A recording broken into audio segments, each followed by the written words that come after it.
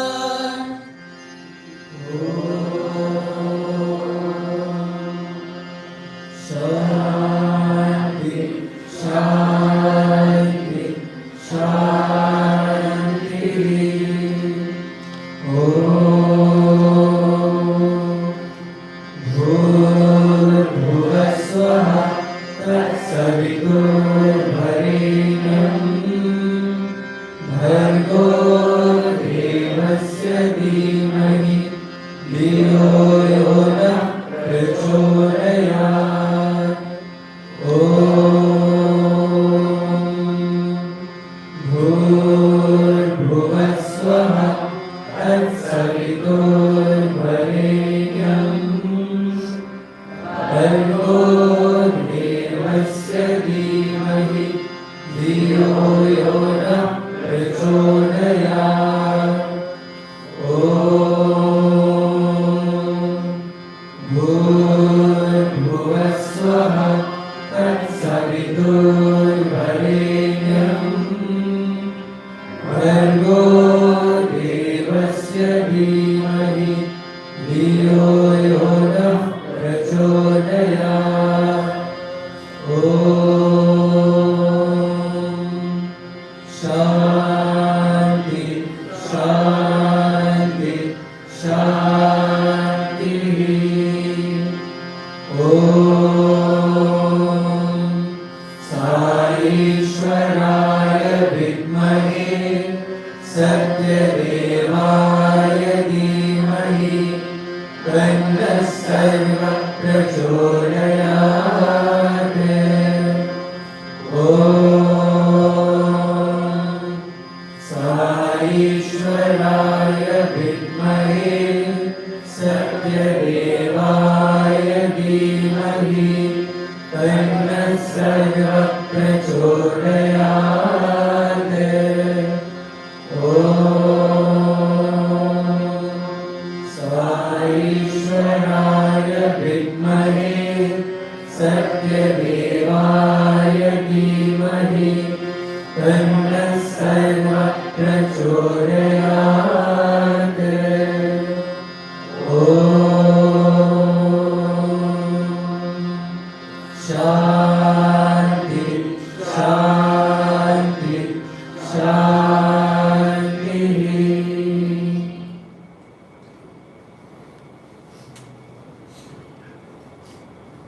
Om Sai Ram. With Swami's blessings, today we are honored to have this esteemed speaker at our center. Brother Sri Subri Naidu has been a devoted disciple of Swami since 1975. Over the past 4.5 decades, he has held various leadership positions, gaining invaluable experiences under Swami's guidance. Currently, he serves as the chairperson of SSSBC Zone 9. We cordially invite you to welcome Brother Sri Subri Naidu to share some of his remarkable experiences with us.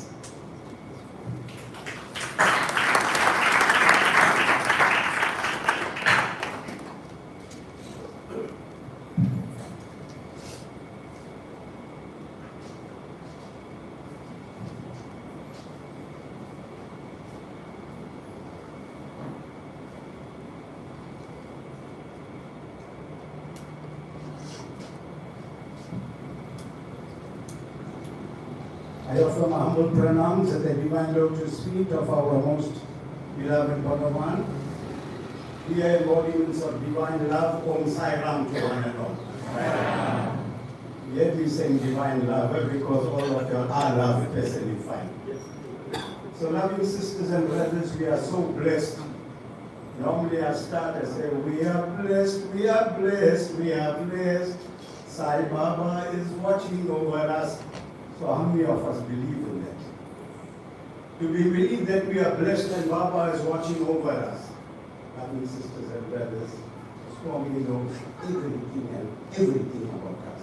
There's nothing that this avatar don't know. So what is the meaning of an avatar?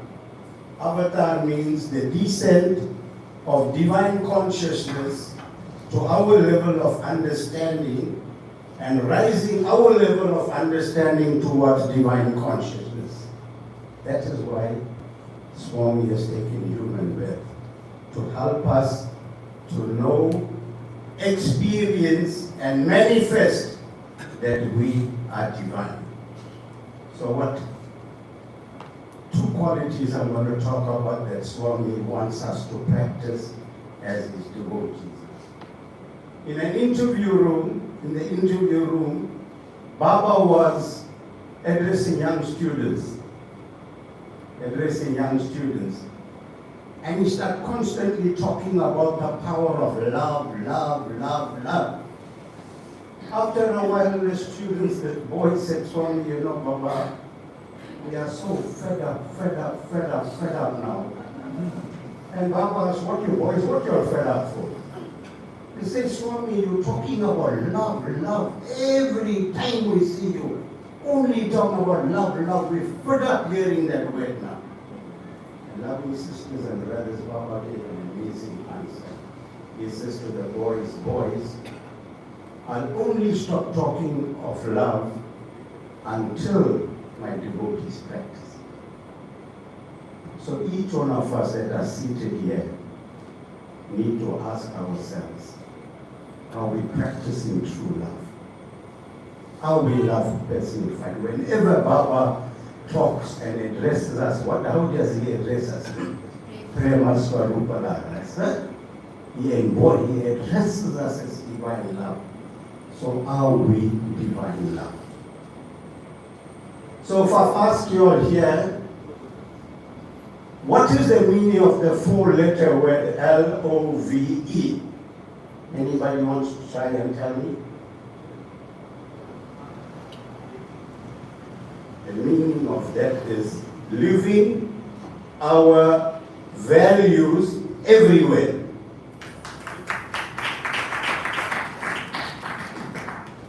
So ask ourselves, are we value-based? Are we living the values that Swami wants us to live? Are we practicing truth? Truth is the first value. Are we practicing truth? What is the highest truth? The highest truth that we are Atma, that we are divine. God is the indweller in every being. That is the highest truth. Right? So living our values everywhere. Swami has said this. What are the 5 human values? Truth, right conduct, peace, love, and non-violence. So if we practice truth, automatically we'll become righteous people. So when you practice truth and righteousness, then the anandam, the peace, will dawn upon us. And when we practice truth, righteousness, and peace, then the unconditional divine love starts to manifest inside. And then when you practice truth, righteousness, peace, and love, then we'll become non-violent people in our thoughts, in our words, and in our actions. So each and every one must ask ourselves, are we there? Not easy. Not easy, are we there?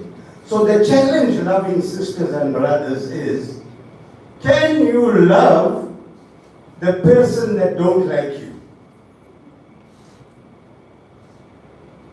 In real life, we don't have people that don't like us. Not everybody is going to love us. I get this happening to me. When I was just became zone chair, you all know I'm in charge of the whole of Africa. One devotee said to somebody, I want to visit somebody that's sick. And he said to me, Uncle Sugariman, this one person says that as long as you, the zone chair, will never come back to the organization. So what I said to them, you know what a wonderful person that is. So much of love they got, so much of selfless service that he's doing. Got so much of knowledge in him, very good, very good person. Later, when I had some material, this fellow was good in making table, taking pallets, planks, and making table chairs, giving to poor people. One timber company gave me timber. Who did I call? Same fella. Sairam, how are you? Are you okay? I got some work for you. What is it, Uncle Sudri? Certain thing. Oh, thank you so much. Few weeks before I can come here, he comes running to me in the ashram after Bhajans. Sairam, uncle, how you are, shook his head, hugged the person. Can you hug the person that don't like you? That is the challenge Baba wants us to transform. Because there's nobody that is bad. Baba said we have to thank. Always when something good happens, don't we say, Swami, thank you, thank you, thank you, thank you. And when something bad happens, what do we do? start questioning. Baba said, even when something bad happens, you have to say thank you. Right? I had a son, my last son, that was born crippled. One leg shorter than the other, limp and walk, problems with the spine.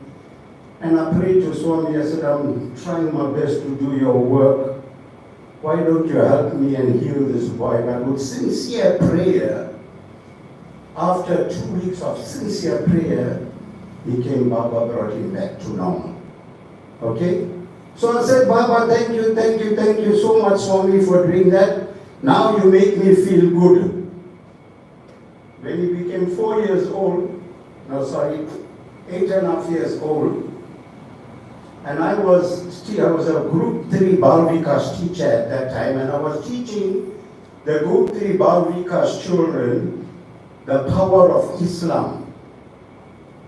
I was teaching them Islam, and I said Prophet Muhammad became a realized soul when his daughter got married in front of him. He forgave those people to do that. And I'm telling the children, if that happens to me, I'll do the same thing.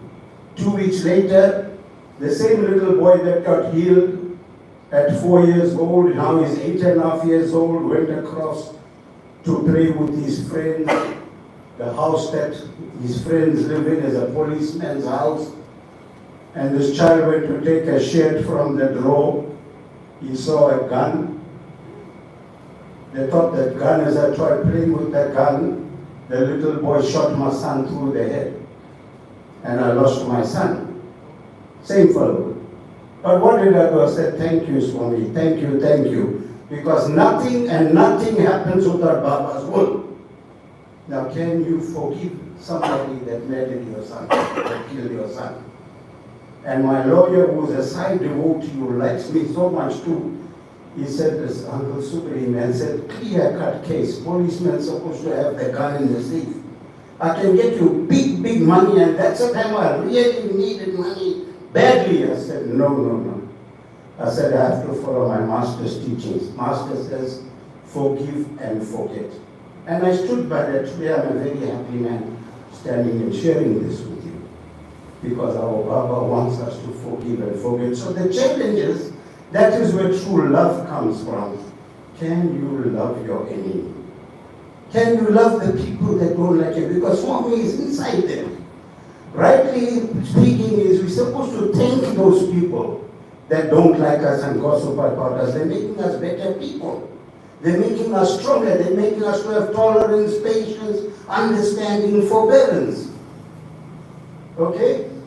Next week, I think it's Thursday, is the 5th of December. It's 2 years now. My big daughter, my youngest daughter was 45 years old, not married, very devoted to Baba, and my grandson, 20 years old. Very powerful tabla player, best in our town. He should play for top artists. They're taking me to the airport. I was done. Up till now, still the coordinator for Christmas decorations in Parati. That's why I'm going there now. And while taking me to the airport, we made a big accident. Daughter and grandson passed away. And I said, Baba, thank you for that too. Tell me, say thank you when that happens. Because Swami is there. We mustn't identify. When I look at the brother, what's your name? Venkatesh. So I mustn't see Venkatesh. I must see how beautiful Swami is inside you. Because he's Sai himself. So if something I'm here, nothing bad. But if something does happen, it doesn't worry. Because you identify with the Atma, not with the person.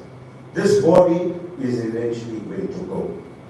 Alright, so loving sisters and brothers, the power of love is very, very, very important if we want to get closer to Swami. Very important to love the person that don't like you. That's not easy, not easy. But we have to get to that level where nothing must disturb the Atma, because the Atma never dies, it's never born, it's everlasting. When are you going to come to realize that you are not this body? The truth is you are not the body. You are the one. Swami is shining with all his love inside every one of you. So that is what we need to do. We need to practice this love and feel this love. But so how can you get this love? How can you get this love? Lord Hanuman and Vibhishan, Ravana's brother, were talking. So Vibhishan asked Hanuman, he said, Hanuman, how come you won the heart of Rama and Rama loves you so much, and how did you get there that Rama is your entire life? Hanuman says to him, you know, Vibhishan, every hair in my body is vibrating with Rama's name. And when one devotee asked Hanuman, how much do you love Rama? He never answered. He just pulled one strand of hair out of his head, put it by the devotee's ears, and saying, Ram, Ram, Ram, Ram. And then Hanuman says to Vibhishan, yet every hair in my body is vibrating with the Ram Nam's name. I never stopped there. I still went and did seva. I still helped the Vanaras. I still helped Mother Sita. I went and got her out from the Ashokavana Grove. I got her out from there, helped her, went to see if she's okay. But you lived right there. You lived right there, but not one day did you go and visit Mother Sita. Not one day did you go and ask if she needs something to eat, she needs water. You never even worried about her for all the time she was there. So how can you get Baba Ram's grace? So what's the message there, loving sisters and brothers? And Swami has said this, selfless service is the easiest, safest and surest way of attaining liberation. When I read this in the early 80s, I think it's 1982, I took this as a challenge. And I'm a very, with Swami's grace, a very, seva-oriented person. I've been National Service Coordinator in South Africa for 14 years because I love seva. And through seva, loving sisters and brothers, I had the opportunity where Baba called for me. We are living 7,000 miles away from Prashanti in South Africa. I'm in a little town called Pietermaritzburg. While I'm sitting in my office, I have a big Baba's photo at my door there. And I hear this voice, come to Puttaparthi, I want to see you. Come, I want to see you. I thought I'm imagining, I carried on with my work. 5 minutes later, clearly the voice says, come to Puttaparthi, I'm waiting for you. Next thing I was in the flight. I had to borrow money, no money, I had to borrow and go. Why did Baba call me? Baba loves the seva doing them. After 17 years of praying to Swami, he comes to me and he says, you prayed to me for so long, you touch my photograph, my feet all that time, and you want Father Namaskar. Lifted his down and gave me Father Namaskar. Many times I touched Swami's feet, he may even make me kiss his feet. He gave me interview, helped me in my head, put weight on my head. For 3 days I was walking in the air in Bhakti. Why did all that happen? Because of seva. Now when you're all coming, even in your homes, you look at the picture of Baba. Do all of you believe that Baba is alive there looking at you? In the early 80s again, I read a book where Baba said, I am alive in your home and I'm watching every move of yours. I never believed it. And I argued with him. I said, sorry, I don't believe it. How can you be live in the photo? It cannot be. It's impossible. But one day I told the children, no noise, no TV, nothing. I'm going into the prayer room and I want to pray. And I closed the door. And I said, Swami, I read this here, but I don't believe you are alive in this photo. I don't believe it. But I'm not leaving here until you show me that you are alive. And was full of concentration, full of faith, full of devotion, and I prayed and argued and fought with him After 20 minutes, loving sisters and brothers, he started blinking his eye at me a good couple of times. Then I said, thank you so much.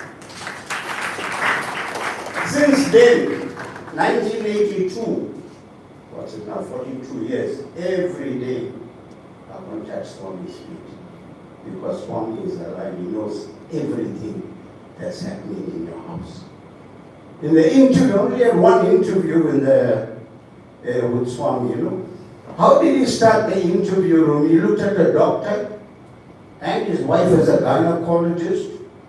He looks at the lady and he says, you're a very, very bad lady. You got a lot of anger, a lot of frustration. You're always fighting with your husband. And then he looks at the husband, he says, sometimes you can't handle this woman. Both of you are fighting. You fight like cats and dogs in your house. No peace and harmony in your home. Loving sisters and brothers, Baba knows everything that's happening in our house. So are we aware of this? Are you aware that Swami is in you, around you, above you, below you, and he's listening to everything of yours? So I'm going to stop there. The two most important values that we have to live is love and selfless service. I'll end off with the story at that time and go on talking for hours. There was this mother, father, and a daughter. They had a small daughter. Very, very poor family, lived in a very poor village. And they had this great desire that they must educate the daughter. Come what may, they'll find the money to educate the daughter. And there's no school in that village. The child had to walk through a forest, dangerous animals, to go to a school in the next village. But they did that. They said that she started going to school, going every day and coming. Mother should wrap lunch, give her. So one day she sees this very old man like lying down, no strength, nothing, under a tree. So she went to this old man and she asked, what happened, uncle, why are you from? He says, Mom, and I never eat food for so many days. I got no strength, I can't wake up. So every day this child should give their lunch to this man. She carried on giving him until he started to sit up. Then eventually he got up and he started standing. And when he got his strength back, he says to this girl, why did you do this for me? Why did you sacrifice your lunch to make me get strong? She says, my parents taught me values. My parents taught me to have kindness and compassion. So the sub-values of love is kindness and compassion, two of them. More than that. So she said, my parents taught me always to be kind and have a compassionate heart. And then he says to her, you know, you got such wonderful parents. Can I come and visit them? And she said, yes, come. Yet the poor got nothing in that house. And he came and went. And she says to her, Mama, the uncle here, I want to talk to you. And then he saw the parents. He says, I came here to thank you very, very, very much. Parents asked, what happened? Why are you thanking us? He says, no, your daughter has so good values. I was in my dying state, and your daughter brought me back to where I am now. And she told me you all taught her the values of kindness and compassion. And your daughter should give me her lunch every day. And the mother looked at the child and said, for true, you starved all the time and you never tell us. And she says, no, ma, you all taught me to do this, you know. And this old man was so happy, and then he took out a pouch of gold coins and he's giving it to the parents. Very poor family, giving it to the parents. And they said, no, we don't want your money. We do anything, we do it for the love of it. We don't want nothing. He forced them, take it. They refused. Eventually he said, I'm not going to leave here until you take the money.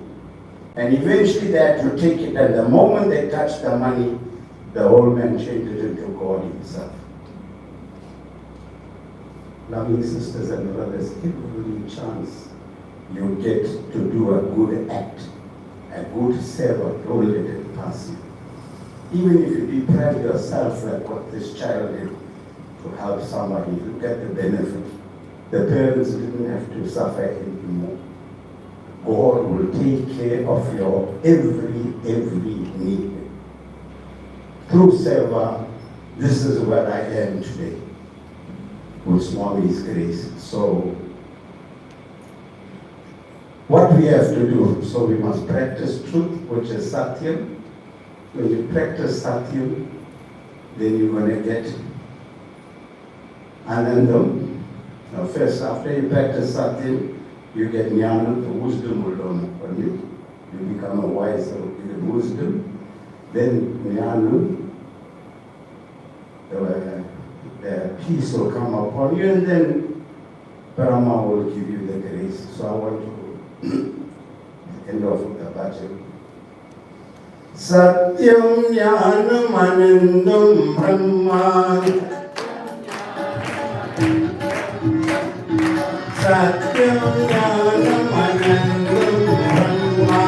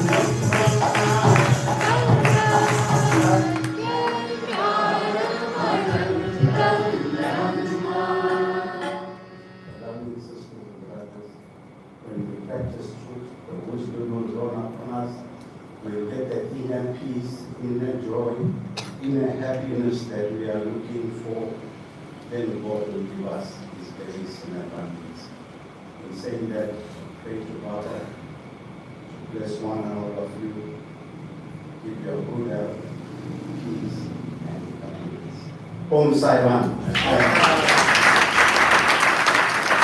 Thank you, Mr. for the heartwarming session. And now we should offer Mangalarati to Luna.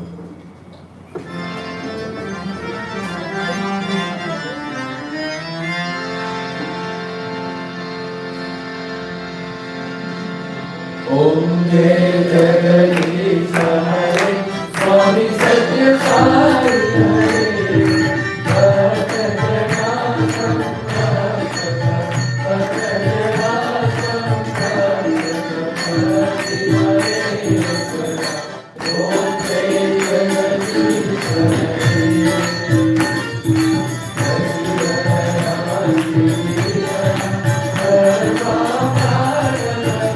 Swami Sarva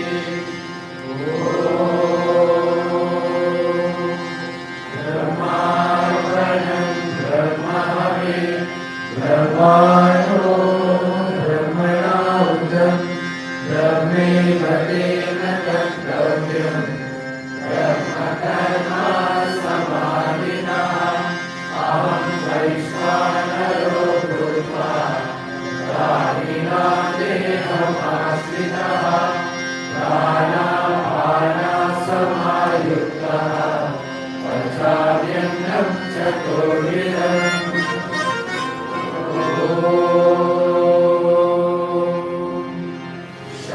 शान्ति शान्ति शान्ति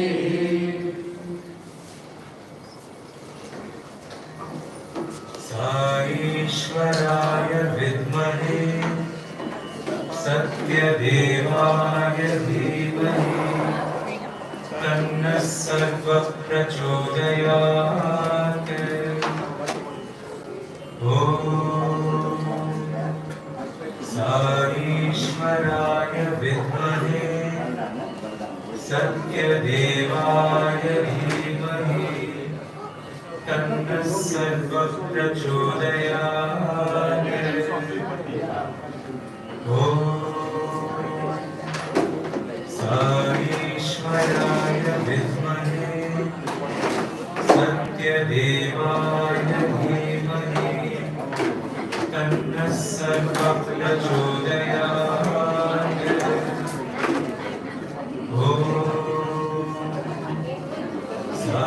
ईश्वराय विद्महे सत्यदेवाय धीमहि तन्नः सर्वः प्रचोदयात्